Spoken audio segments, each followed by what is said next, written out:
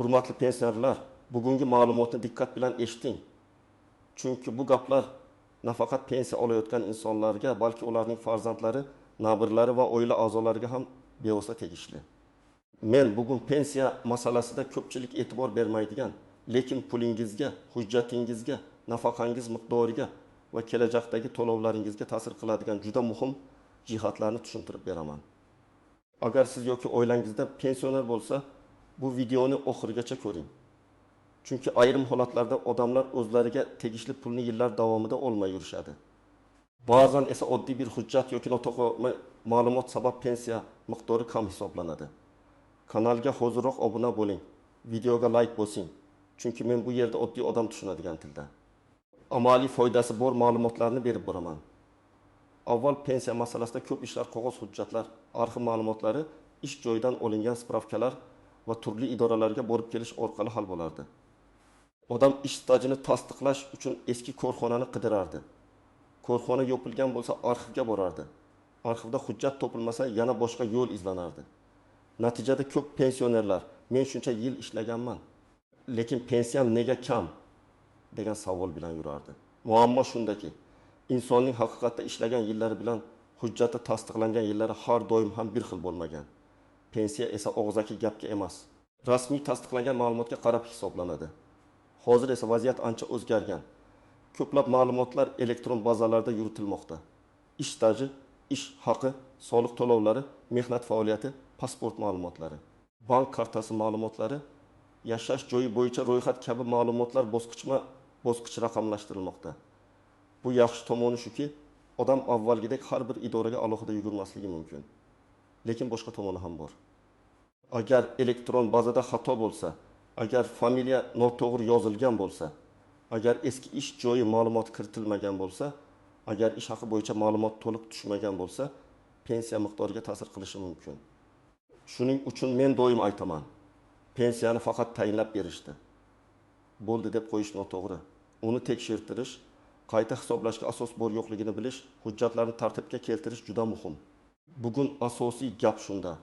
Pensioner o'z huquqini bilsa, ortiqcha sarson bo'lmaydi, aldovga uchramaydi, o'ziga tegishli to'lovlarni vaqtida oladi. Huquqini bilmagan odam esa ko'pincha shunday bo'lsa kerak deb yuraveradi. Men amaliyotda ko'p ko'rganman. Bir odamning pensiyasidan oyiga 9 ming so'm farq chiqadi. Boshqa bir odamda 200 ming so'm farq chiqadi. Yana boshqasida bir necha yil hisobga olinmagan staj topiladi.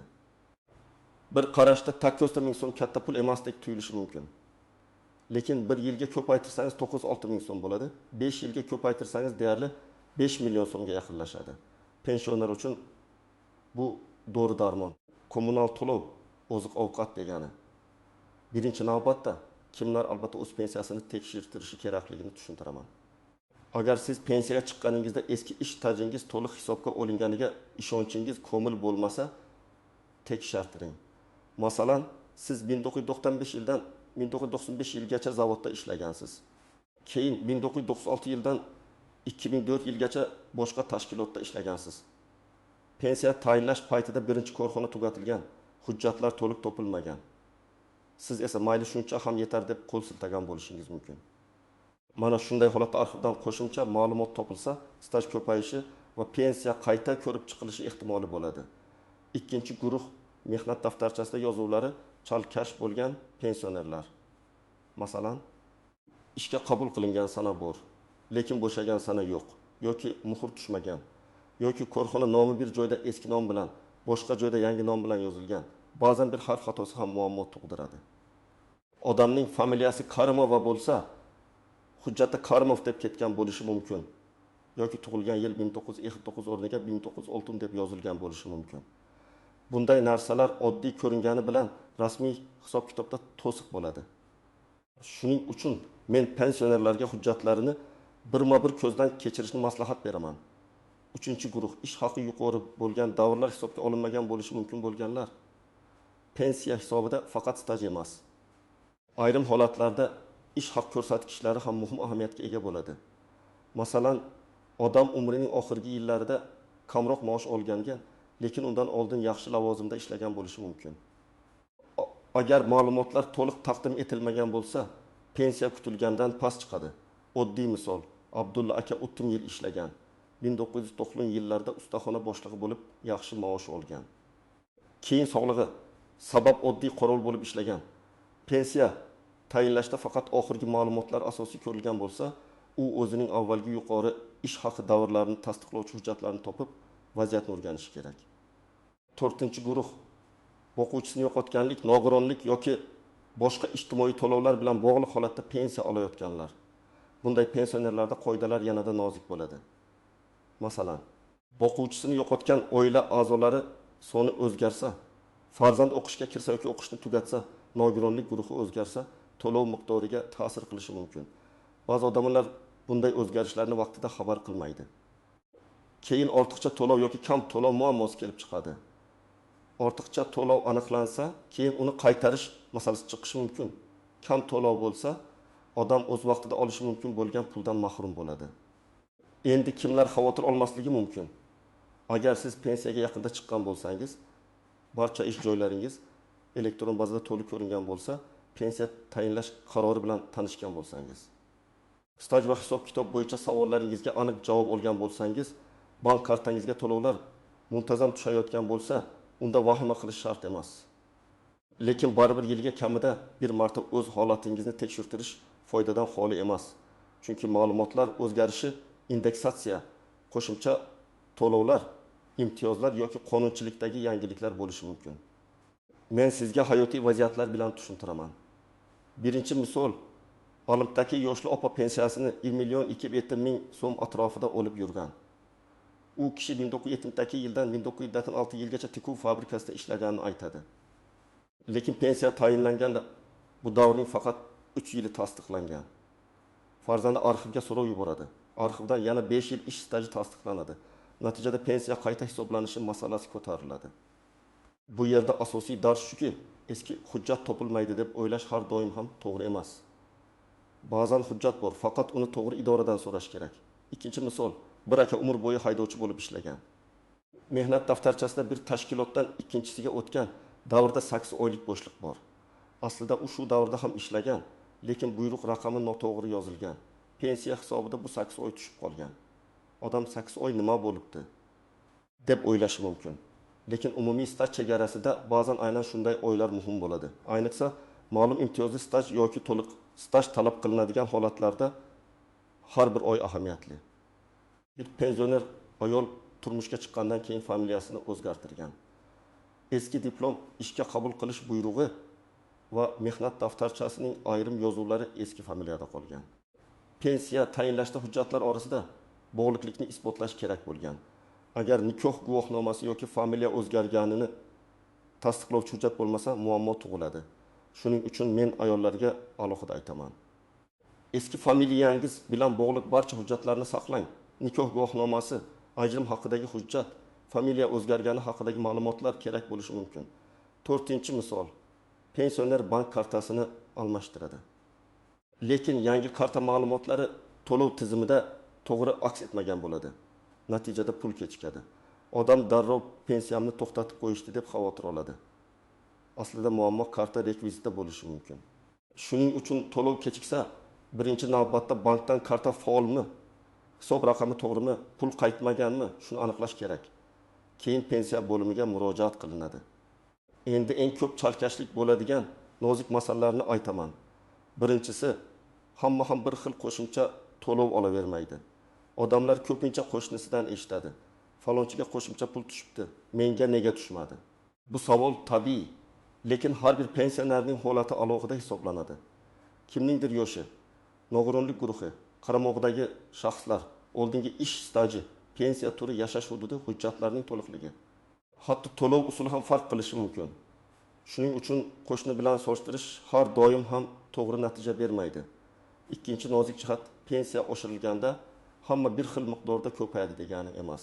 Masalan, umumiy indeksatsiya yoki eng kam miqdorlar o'zgarganda ayrim pensionerlarda o'sish ko'proq seziladi, ayrimlarda kamroq seziladi. Chunki boshlang'ich pensiya miqdori, qo'shimcha to'lovlar, ustamalar va boshqa elementlar har xil bo'ladi. Shuning uchun meniki faqat shuncha oshibdi, boshqaniki ko'proq oshibdi degan holatda avvalo hisob-kitob varag'ini so'rab ko'rish kerak. Uchinchi nozik jihat chet elda bo'lish. Vaqtincha boshqa joyda yashash, ro'yxatdan o'tish masalalari. Pensioner uzoq muddat boshqa hudud ketgan bo'lsa, ayrim ma'lumotlarni yangilash talab qilinishi mumkin. Ayniqsa, to'lovni olish usuli bank kartasi. Ishonchnoma orqali olish kabi holatlarda ehtiyot bo'lish kerak. Ishonchnoma berilgan bo'lsa, uning muddati, notarial tasdiqlangani, qaysi huquqlar berilgani aniq bo'lishi kerak. Aks holda pulni olishda muammo chiqadi. 4-chi nozik jihat firibgarlar. Men buni alohida urg'u bilan aytaman. Oxirgi paytlarda pensiyangiz oshirildi. Kartangiz raqamini ayting, kod keldi, aytib yuboring. Sizga qo'shimcha pul tushadi. Plastik kartangizdagi ma'lumot kerak degan qo'ng'iroqlar ko'paygan. Hech qachon telefonda bank kartangizning to'liq raqamini, amal qilish muddatini, SMS kodni, ilova parolini, pasport nusxasini begona odamga bermang. Rasmiy idora sizdan SMS kod so'ramaydi. Bank xodimi ham parol so'ramaydi. Agar kimdir shunday desa, bilingki, bu juda xavfli belgi. Pensionerlar ishonuvchan bo'lgani uchun firibgarlar aynan ularni nishonga oladi. Farzandlar ham ota-onasiga buni tushuntirib qo'yishi kerak. 5-chi nozik jihat. Qayta hisoblash har doim ham avtomatik bo'lmaydi. Ba'zi holatlarda idora ma'lumotni o'zi ko'rib, to'lovni o'zgartirishi mumkin. Lekin ko'p hollarda pensionerning o'zi ariza bilan murojaat qilishi, qo'shimcha hujjat olib borishi yoki yozma so'rov berishi kerak bo'ladi. Ular o'zlari biladi deb kutib yurish to'g'ri emas. Davlat idorasida hamma narsa hujjat asosida yuradi. Agar sizda yangi tasdiqlovchi hujjat paydo bo'lgan bo'lsa, uni taqdim etmaguningizcha hisob-kitob o'zgarishi qiyin. 6-chi nozik jihat, og'zaki javob bilan cheklanmaslik. Pensioner idoraga boradi, navbatda turadi. Xodimdan so'raydi. Xodim sizga bo'lmaydi deydi. Odam qaytib ketadi. Men bunday qilishni maslahat bermayman. Agar sizda asosli savol bo'lsa, yozma ariza bering. Yozma murojaatga yozma javob bo'ladi. Yozma javobda sabab ko'rsatiladi. Sabab ko'rsatilsa, keyin uni tekshirish, tushunish kerak bo'lsa, yuqori tashkilotga murojaat qilish mumkin. Og'zaki gap esa ertaga isbotlanmaydi. Endi eng muhim qismga o'tamiz. Siz hozir nima qilishingiz kerak? Birinchi qadam, uyda barcha hujjatlarni bir joyga jamlang. Pasport yoki ID karta, pensiya guvohnomasi bo'lsa u, mehnat daftarchasi, eski ish joylaridan berilgan ma'lumotnomalar, arxiv javoblari. Harbiy xizmatga oid hujjatlar, diplom, nikoh guvohnomasi, familiya o'zgarganini tasdiqlovchi hujjatlar, nogironlikka oid tibbiy hujjatlar, bank karta ma'lumotlari, pensiya tayinlangan paytdagi qaror yoki hisob-kitobga oid qog'ozlar. Hujjatlarni aralashtirib tashlamang. Har birini alohida papkaga soling. Farzandlaringizdan biri telefoniga rasmini olib, elektron nusxa qilib qo'ysin. Bu yo'qolish xavfini kamaytiradi. Ikkinchi qadam, ish stajingizni o'zingiz yozib chiqing. Qog'oz oling va yillar bo'yicha yozing. Qaysi yildan qaysi yilgacha qayerda ishladingiz? Lavozimingiz nima bo'lgan?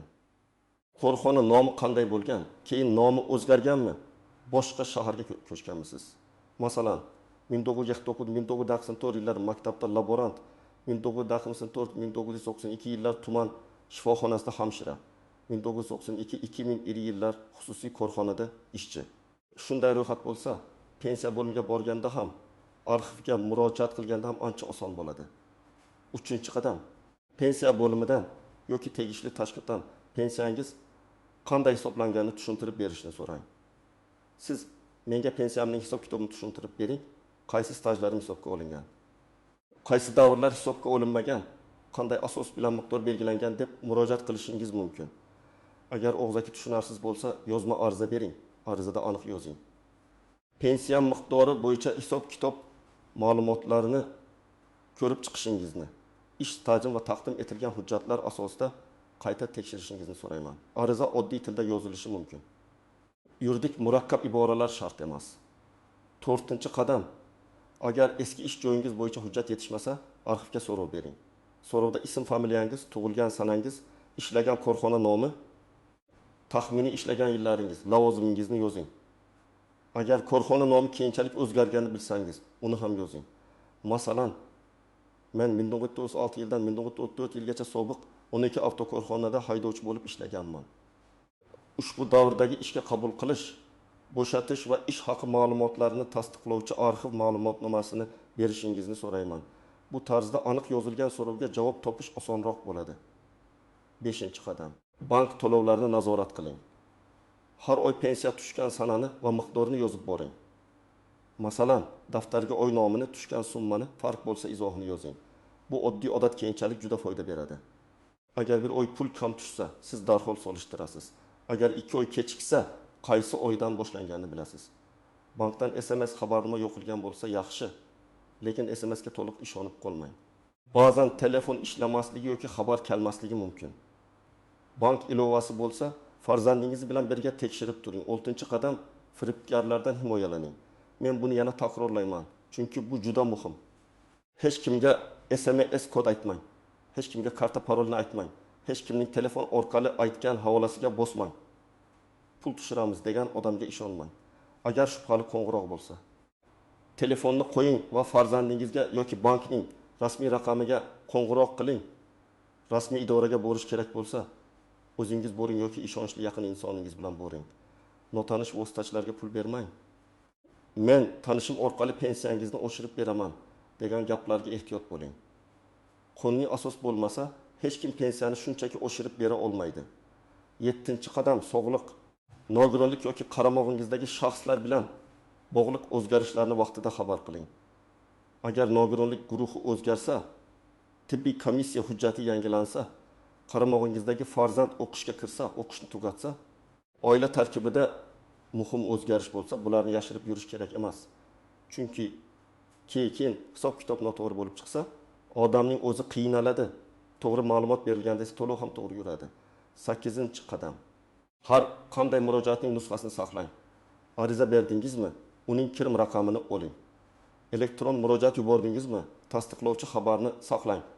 Arxivga so'rov berdingizmi? Nusxasini olib qo'ying. Javob keldimi? Yo'qotmang. Ko'p odamlar hujjatni bir marta olib, keyin qayerga qo'yganini unutadi. Keyin yana boshdan yurishga to'g'ri keladi. Hujjat tartibi pensioner uchun pul tartibi bilan teng. 9-qadam. Agar javobdan norozi bo'lsangiz, darhol janjal qilishga shoshilmang, avval sababni tushuning. Sizga hisobga olinmaydi deyilgan bo'lsa, nima uchun hisobga olinmasligini so'rang. Hujjat yetishmayaptimi? Sana mos kelmayaptimi? Muhr yo'qmi? Korxona ma'lumoti topilmadimi? Har bir muammoning yechimi boshqacha. Ba'zida qo'shimcha arxiv ma'lumotnomasi kerak bo'ladi. Ba'zida sud orqali faktni belgilash masalasi chiqishi mumkin. Ba'zida esa haqiqatan ham qonun bo'yicha hisobga olinmaydigan davr bo'lishi mumkin. Muhimi, sababni bilmasdan turib taslim bo'lmang. 10-qadam, farzandlar ota-onasiga yordam berishi kerak. Men yosh tomoshabinlarga ham aytaman, ota-onangiz pensiya masalasini har doim ham tushunmasligi mumkin. Ular telefon ilovalarini ishlatmasligi, ariza yozishga qiynalishi, navbatda turishga sog'lig'i ko'tarmasligi mumkin. Siz ularga bir kun vaqt ajrating. Hujjatlarni ko'rib chiqing. Pensiya miqdorini tekshiring. Bank kartasi xavfsizligini tushuntiring. Kerak bo'lsa idoraga birga boring. Bu katta yordam. Ba'zan farzandning bir kunlik e'tibori ota-onasiga yillar davomida foyda keltiradi. Men yana bitta muhim narsani aytaman. Pensiya masalasida shoshma-shosharlik ham, beparvolik ham zarar. Shoshma-shosharlik bilan kimningdir gapiga ishonib pul berib yuborish mumkin. Beparvolik bilan esa o'zingizga tegishli haqni olmay yurishingiz mumkin. Eng to'g'ri yo'l hujjat bilan ishlash, rasmiy javob olish, hamma narsani yozib borish va savol tug'ilsa mutaxassisdan tushuntirish so'rash. Bugungi asosiy xulosa shuki, har bir pensioner o'z pensiyasi qanday hisoblanganini, qaysi stajlar inobatga olinganini, to'lovlari vaqtida tushayotganini va hujjatlarida xato yo'qligini bilishi kerak. Agar hujjatlaringiz to'liq bo'lsa, xavotirga hojat yo'q, lekin tekshirish baribir foydali. Agar staj tushib qolgan, eski ish joylari tasdiqlanmagan, familiya yoki sana bo'yicha xatolar bor, bank to'lovi kechikayotgan bo'lsa, masalani cho'zmasdan rasmiy tartibda ko'rib chiqish kerak. Men sizdan iltimos qilaman, agar oilangizda pensioner bo'lsa, bu ma'lumotni ularga yetkazing. Izohlarda yozing. Sizda pensiya hisob kitobi bo'yicha muammo bo'lganmi? Stajingiz to'liq hisoblanganmi? To'lovlar vaqtida tushyaptimi? Videoga like bosing, kanalga obuna bo'ling va qo'ng'iroqcha belgisini yoqing. Men keyingi videolarda ham pensionerlar, nafaqalar, imtiyozlar va oddiy odamlar uchun muhim bo'lgan huquqiy amaliy masalalarni tushunarli qilib aytib beraman.